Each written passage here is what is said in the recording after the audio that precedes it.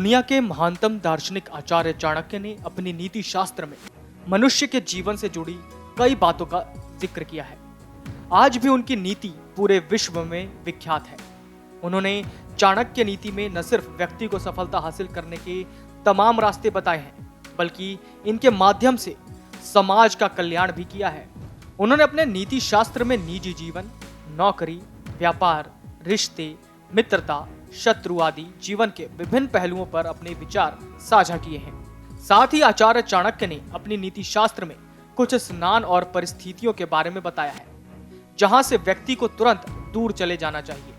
ऐसी जगहों पर रुकने से आपका और आपके परिवार का भविष्य संकट में आ सकता है। चलिए जानते हैं इन स्थानों के बारे में। जहां आदर सम्मान न हो। चाणक्य नीति के अनुसार जिस देश में आदर सम्मान न हो, जहां आजीविका का कोई साधन न हो, जहां कोई बंधु बांधव रिश्तेदार भी न हो, साथ ही किसी प्रकार की विद्या और गुणों की प्राप्ति की संभावना न हो, ऐसे देश को छोड़ ही देना चाहिए।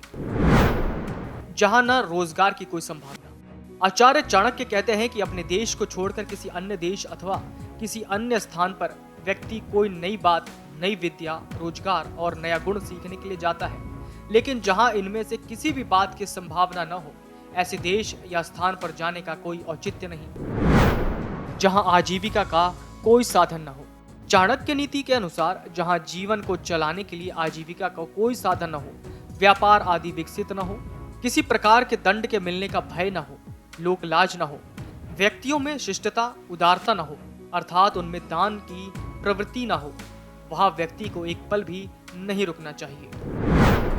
जहां ना हो कोई राजा या वैद्य।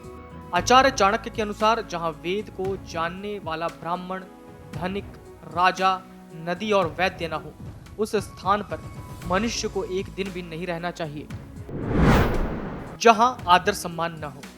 चाणक्य नीति के अनुसार जिस देश में आदर सम्मान न हो, जहां आजीविका का कोई साधन न हो, जहां कोई बंधु बांधव रिश्तेदार भी न हो, साथ ही किसी प्रकार की विद्या और गुणों की प्राप्ति की संभावना न हो, ऐसे देश को छोड़ ही देना चाहिए।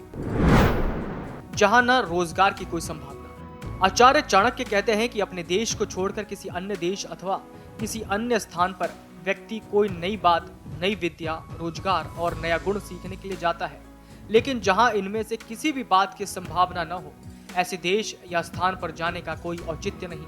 अगर आपको हमारा ये वीडियो पसंद आया हो तो हमारे चैनल जीवांजलि को सब्सक्राइब करें